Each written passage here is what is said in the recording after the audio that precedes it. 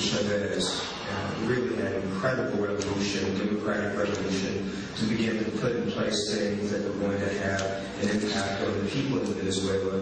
The property owners and the folks who were then controlling the media in Venezuela rebelled, worked frankly with folks here in the U.S. government, worked to oust him, but he came back in another revolution, and then Chavez began to take very seriously media in this country. America, I want to add, first of all, I want to thank a watchdog for bringing that video to my attention. You can be a watchdog, just tweet me whenever you see things like this. But I have to ask you an honest effort here. I need you to scour the internet and look for all the people involved with this government giving speeches and listen to them, and then pull them off and archive them yourself. Pull them off onto your own computer, because I think things could get scrubbed quickly. We're back with radio talk show host Mr. Rush Limbaugh.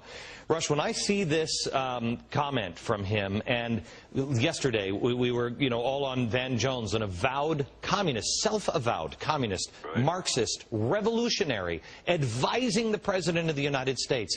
Holdren, our science czar, he comes out and he says that you don't have a right to, a number of children. If you want to have 3 children, there's no right in the Constitution or the Declaration of Independence if the government says there's only 2 children. Where is the true outrage from anyone in the media? Why are these things not grabbing traction at this point? Well, that doesn't surprise me at all. I think the whole concept of reporting has gone out the window. I call them the state-controlled media because it's what they are. They're just repeaters. They take dictation from Rahm Emanuel for the most part, and they simply run with it. It's who they are, too. They think, Glenn, at the end of all this, that they are going to be in the elite circle.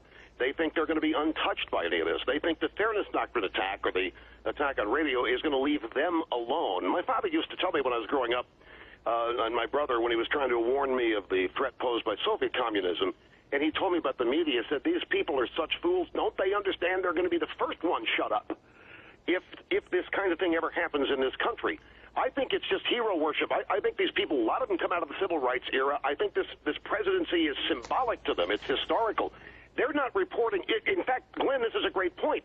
How is it that people know what's in the health care bill? The press isn't telling them. How is it that people know some of the plans the administration has? The drive-by media is not telling anybody anything, and they are discombobulated. I saw Chuck Todd the other day go ballistic because too many people are doing news now that are not journalists, that are not qualified, and they're inflicting people's opinions of the media and so forth. These people are, it's embarrassing. I think they've met their Waterloo, and their Waterloo's Obama. When I warned on the Patriot Act, which I was for as long as it had serious sunsets and as many booby traps in that thing as possible, I warned at the time. I was really conflicted because you don't want to give a government this kind of power. The kind of power that this government has right now is staggering. Rush, they tried to go after you with Timothy McVeigh and tried to enact all of these things. Is it different now? Are you at all fearful, or do you have any fear that these things will come to pass?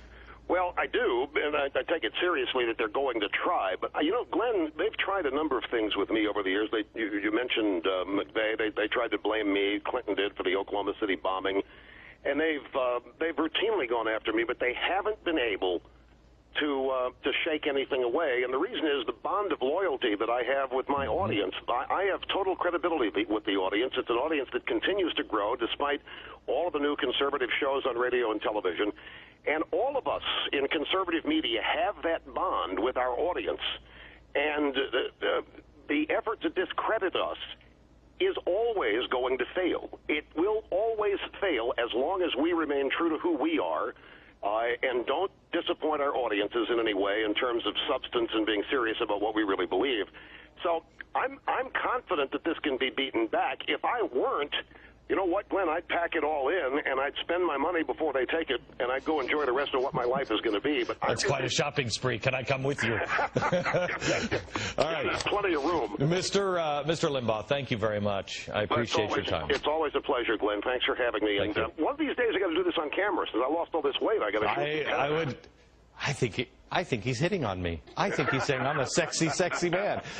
Rush, thank you very much. We'll talk to you again. Get to know your czars with Karl Rove next.